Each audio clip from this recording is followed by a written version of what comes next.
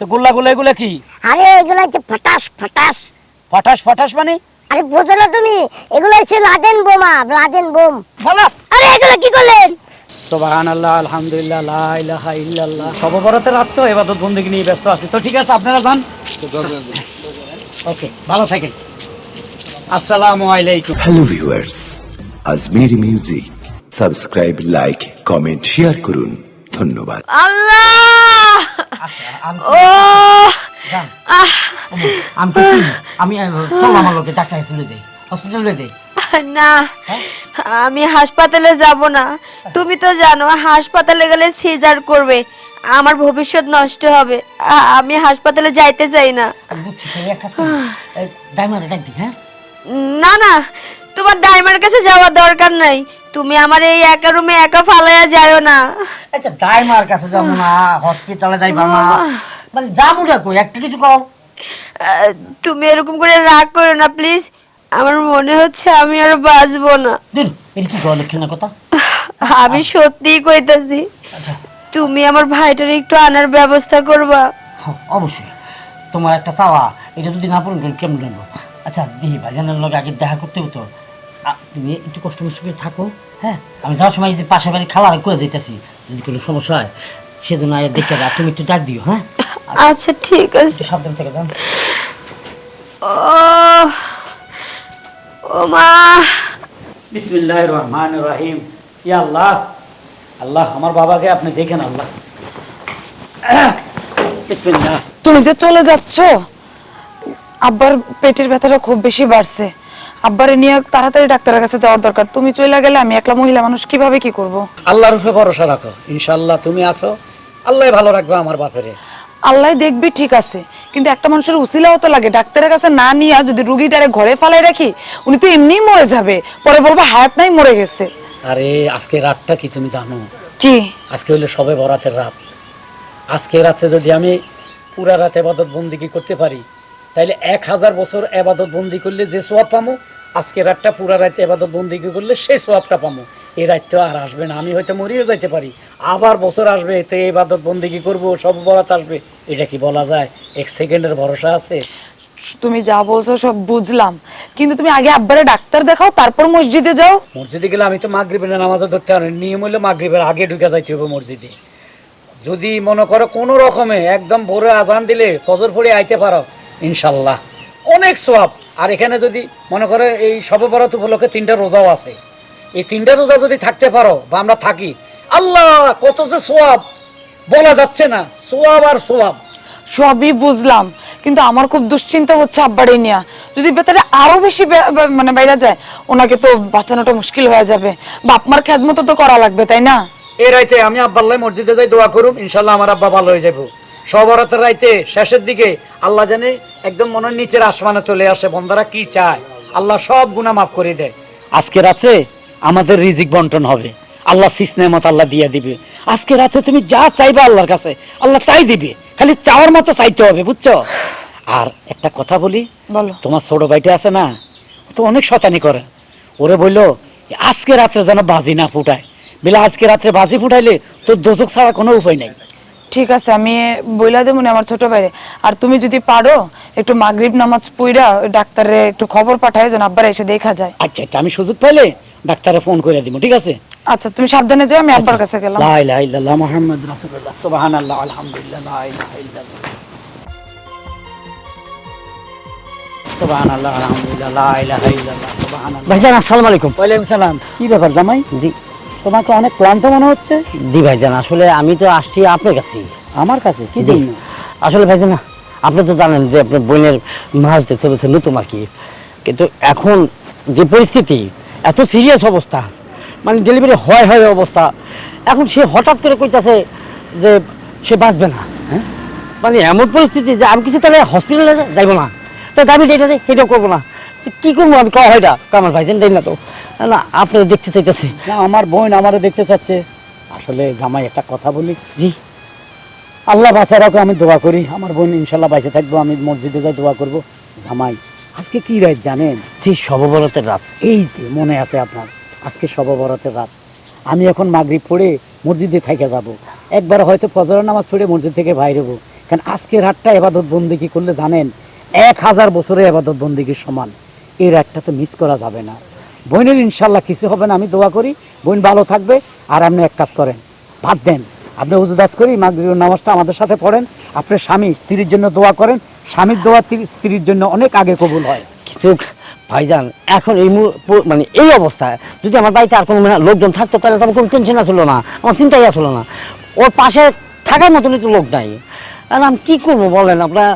আল্লাহু আকবার, আল্লাহ আছে, আল্লাহ আছে, আল্লাহ দেখবে, কোনো টেনশন করেন না। আপনি যা বলি আপনি ইনশাল্লাহ সব বরাতের নামাজ পড়েন, আপনার মানে আমার বোন আপনার ওয়াইফের জন্য দোয়া করেন, আল্লাহ ভালো করে দিবেন। কিন্তু ভাইজান আপনি যদি একটা বারের জন্য যদি যান, আপনি একটা বার যদি আপনি নাও যান, তাহলে তো আমি তার কাছে অপরাধী হয়ে যাবো। যদি মারা যায় তাহলে আমি জবাবটা দিব কি? আমি সেই ইনশাল্লাহ কিছুই হবে না। আর আমার পক্ষে কোনো কারণে যাওয়া সম্ভব না, কারণ আমি এখন মসজিদে যাব শবে বরাতের রাত, আমি এক ফোঁটা টাইম মিস করতে রাজি না। আমি আসি। যাবেন না? না। চলে আমি কি জবাব দেবো আমার পরে? এখন যদি না যায় আমি যদি কই যে তোমার রায় আইব না, কতটা খারাপ ভাববো। ভাবো আমার কি, হ্যাঁ ভাই যাবো না, তো আমার কোনো হাত আছে এই জায়গায় না গেলে। ওরে বাবা রে, ওরে প্যাডের ব্যথা শুরু হয়ে গেছে রে, ওরে প্যাডের তো মনে হয় শুরু হয়ে গেছে। আব্বা বেশি কষ্ট হইতেছে? খুব ব্যথা করতেছে মা। আপনার ছেলেরা তো আমি বললাম, কিন্তু আপনার ছেলে তো কোনো কথাই শুনলো না। ফলাডারে আমিও কইছি যে আমার কাছে একটু থাক, আজকে নামাজ পড়া লাগবে না। বাবা আজকে তো শবে বরাতের রাত, আপনার ছেলে বলছে সারা রাত মসজিদে থাকবে, মাগরিবের আগে যে গেছে সেই ফজর নামাজ পড়ে আসবে, আল্লাহ নাকি আপনাকে দেখবে। আমি কত করে বললাম যে আব্বারে নিয়ে একটু ডাক্তারের কাছে যাও, বলতেছে আব্বারে আল্লাহ দেখবে, আমি আগে নামাজ পড়বো, নামাজটা আমার আগে। এখন কি করবো আব্বা? থাক, আর কি করবা? আপনি কি কোনো মতে কষ্ট করে শুইয়া বা বসে নামাজ পড়তে পারবেন? না রে মা, সম্ভব না বৌমা, একবার খুব ব্যথা করতেছে। আচ্ছা বা তাইলে আমি এক কাজ করি, আল্লাহ। আপনার একটু লেবু শরবত বানাই দেওয়া যায়, আর আমি তো বাড়িতে আছি, আমি নামাজও পড়বো, আপনার দিকে খেয়ালও রাখবো। আপনি একটু শুয়ে শুয়ে আল্লাহরে ডাকেন, আল্লাহ, আর কোনো কিছু যদি জরুরি দরকার পড়ে আমার একটু কষ্ট করে ডাক দেন আব্বা। আচ্ছা ডাক দেবো নে। আচ্ছা আল্লাহ, ও ব্যথা রে। আজকে যা হুড়ানির কাম আস্তাগফিরুল্লাহ, একবারে ঘুরে এলাম। আস্তাগফিরুল্লাহ, সুবহানাল্লাহ, এ কি রে? আরে দুলা ভাই, আমার 200 টাকা দেন তো, এই বস্তা বইরা আনতে পারি নাই, বস্তাটা বইরা আনি। কি রে এত নারকেল কিনলে আনছস? নারকেল তো ঘরও আছে। আরে এগুলো নারকেল না তো, আমগো গাছে কি নারকেল কম আছে? তো গোল্লা এগুলা কি? আরে এগুলো হচ্ছে ফাটাস ফাটাস। ফটাস ফটাস মানে? আরে বোঝো না তুমি, এগুলো হচ্ছে লাদেন বোমা, লাদেন বোম।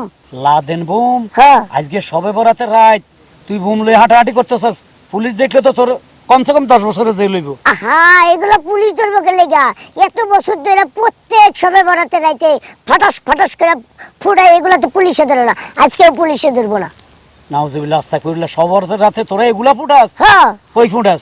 এটা যে মসজিদের পাশে মাঠটা আছে না, ওই মাঠে সব পোলাপান মিলা ফুটামু। 200 টাকা দেন, বস্তা বইরা আনতে পারি নাই, বস্তাটা বইরা আনলে। অনেক নিচে দিমু, তোর টাকা দিতাম আমি বোমের লাই।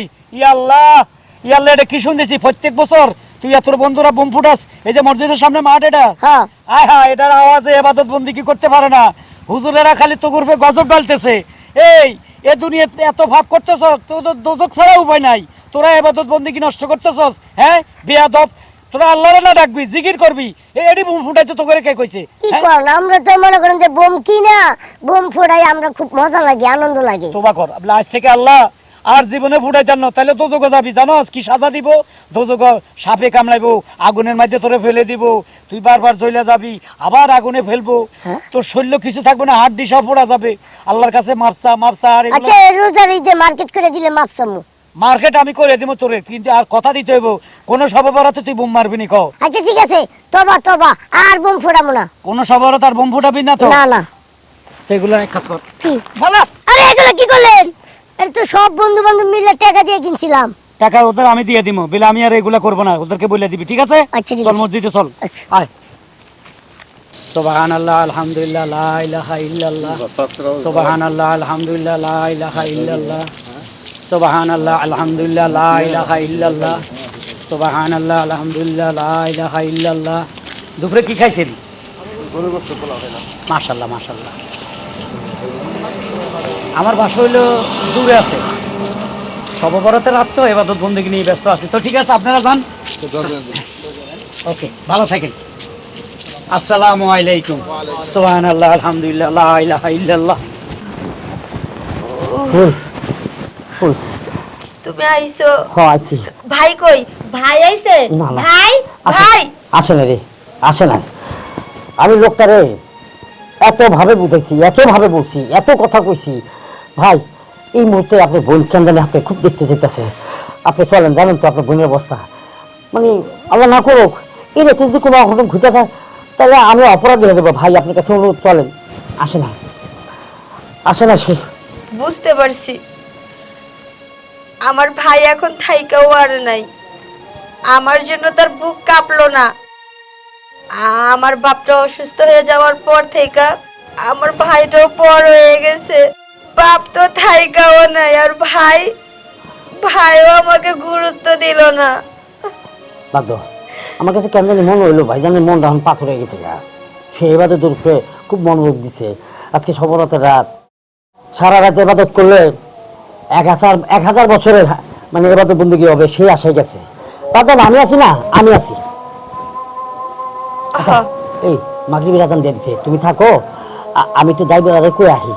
যদি কোনো কিছু হয় তাহলে যেন আয়া পড়ে। হ্যাঁ আচ্ছা ঠিক আছে, আর পারলে মাগরিবের নামাজটা পড়া নিও। মাগরিবের নামাজ কেন? মাগরিবের নামাজ কেন? আমি সব নামাজই আদায় করবো। আমি আজকে রাত্রে রবাজ, আমি ঘরে বসে আদায় করবো তোমার পাশে থেকে। আমি যাই। হ্যাঁ আচ্ছা ঠিক আছে। সুবহানাল্লাহ, আলহামদুলিল্লাহ, লা ইলাহা ইল্লাল্লাহ। সুবহানাল্লাহ। আসসালামু আলাইকুম। ওয়ালাইকুম সালাম। হারুন ভাই, আপনি কোত্থেকে আইতেছেন? আসলে শবে বরাতের রাত গেছে তো, সারা রাত মসজিদে ছিলাম, ইবাদত বন্দেগী করছি, আল্লাহরে ডাকছি। হারুন ভাই, আপনাদের বাড়িতে চিল্লাচিল্লি শুনলাম, আপনার আব্বা কি বেশি অসুস্থ? চিল্লা শুনছেন? হ্যাঁ। ও আমার আব্বা তো একটু অসুস্থ। কি হয়েছে? আপনি একটু তাড়াতাড়ি বাড়ি যান, আপনাদের বাড়িতে বোধহয় কোনো সমস্যা হয়েছে। আপনি তাড়াতাড়ি বাড়ি যান। হ্যাঁ হ্যাঁ, কয় কি কি সমস্যা হয়েছে? আব্বা অসুস্থ। আল্লাহ, আমার গিন্নিরে বলে গেছি যে আজকে শবে বরাতের রাত, আমি মসজিদে যাইতেছি, আল্লাহর কাছে দোয়া করব আমার বাদদান ভালো হয়ে যায়। আল্লাহ বড় গলা করে কইছি, আল্লাহ আমার কথা মিথ্যা বানাই দিয়েন না আল্লাহ। হায় হায় হায় হায় রে, কয় কি রে?